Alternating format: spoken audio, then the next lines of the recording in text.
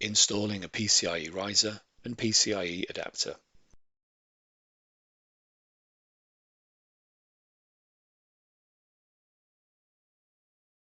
Insert the PCIe adapter into the PCIe riser. Fasten the screw to secure the PCIe adapter to the PCIe riser.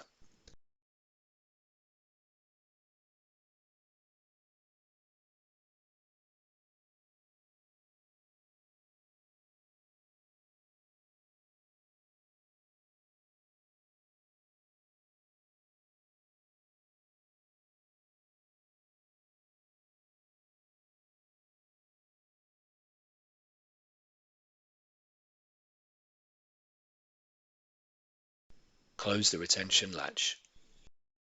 Align the guide hole on the PCIe riser with the guide post on the system board, and then insert the PCIe riser into the PCIe slot on the system board.